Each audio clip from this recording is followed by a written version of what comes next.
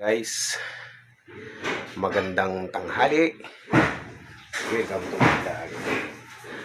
After ng halos isang linggong babakasyon, ito na naman. So, kailangan na naman natin magbalik trabaho dahil wala pa akong gawa sa electrical. Dito na muna. So, dito yung partner ko. Hindi nawawalan ng trabaho pag re-repair at renovation ng mga bahay. So ang scope niya ngayon ay palit ng mga sirang kisame. Yun. Katulad yung mga kisame na yan, sira-sira na, burulok na yung mga pamakuan ng lumang kahoy sa plywood. So ngayon ang scope niya ngayon ay palitan ng hardiplex sa metal paring. Dahil sa tagal na rin itong bahay na to at luma na rin daw talaga. So yung pag mga ganyan, ang sabi dyan ay purulok na yung kahoy na pamakuan. So natutulungan yan, nabasa rin ng tubig. So pag malakas ang ulan, yan, basang-basa ang flooring nila. So yun ang ano namin, babaklasin yung kisame para mahanap na rin, makita na rin yung tagas sa gilid ng yero. Yan, dyan dumadaan ng tubig. So, dito sila. Yun. Oo. Back na. O, yan.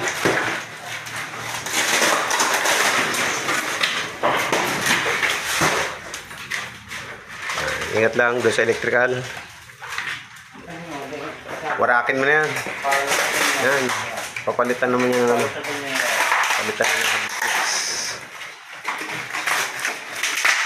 So maganda pa yung pamakuha niya talaga, ano? Oo. So okay pa yan, tanggalin lang yung mga paku-paku. Ganun lang. Kaya line na lang. Repair ko pa lang yan eh. Kaya line natin.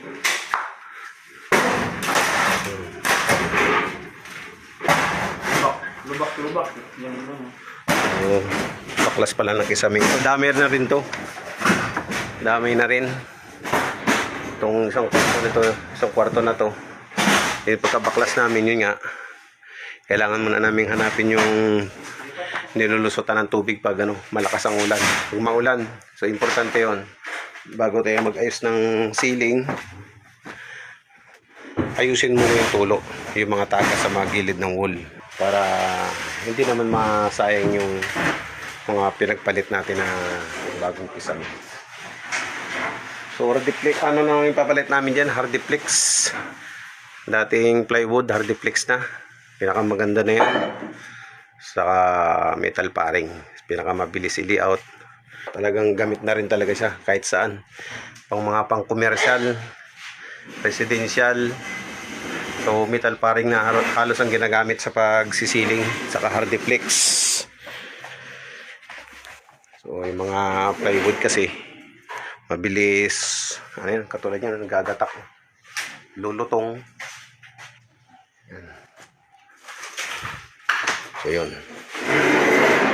yan mo natin. Yan, ganda pa ng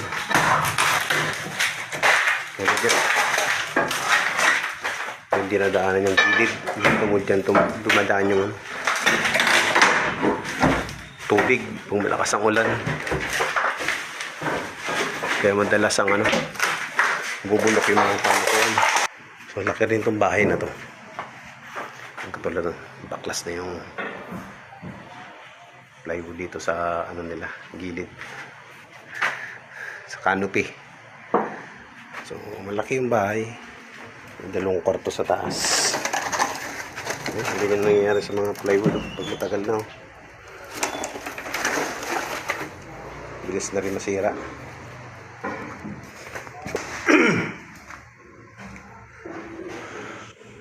Ito rin, kasama rin sa gagawin namin.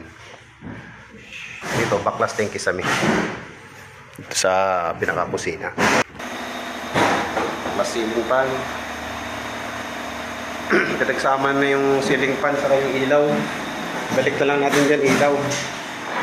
So ito rin yung problema, yung kalawang na gutter nila. May tagas daw dyan. So ayusin muna namin yan. Kinalawang na yung dugtungan ng gutter. Yan ang problema din talaga. Ano? Oh, mamaya na yung mga duplex sa metal paring.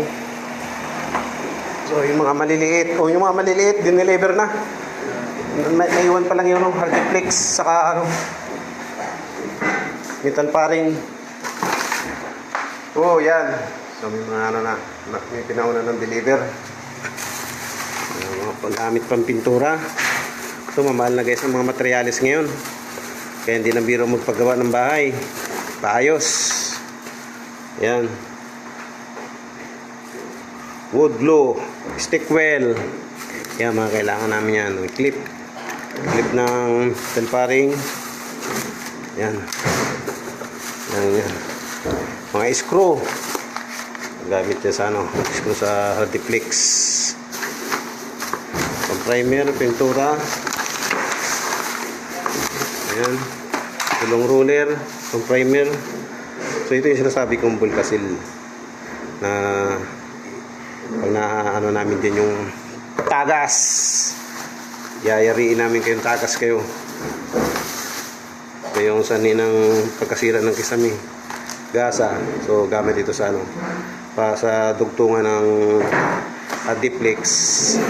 So gagasahin niya bago masilyakan ng bural. So anong deliver pa lang yan. Mamaya pa raw hapon darating na ibang gamit. So dito na muna ako habang wala pang gawa sa electrical. So ano muna, ceiling installer. Yan. Tulong-tulong muna yung partner ko na magkikisame ang may project ngayon.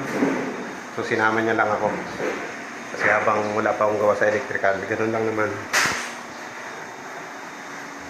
Pag kailangan ko rin naman siya at wala siyang gawa, yun, tinutulong ko rin siya sa electrical. Laki ng bahay. Ang laki ng bahay nila. Ang daming kwarto. Kwarto pa rito sa kabila. Lagapakan pa rin sa taas. Yung baklas ng kisame. So yan yung hinihintay namin na deliver. Dumating pa lang ngayon. Nag-alas 3 ng hapon. Hindi makapasok ang truck. Buhat na lang.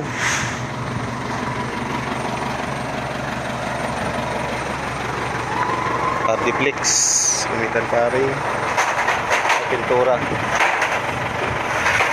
So yan. Mahapot na. Yung Hardiplex. Gamitan pa rin. So yun. Start na.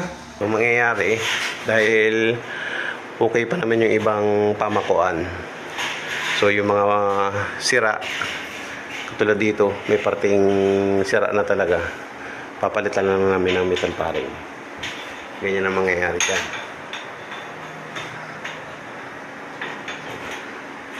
So guys, hanggang doon lang muna aking video.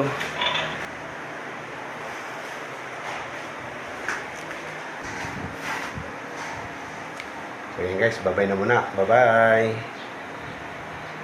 Marami pang gagawin.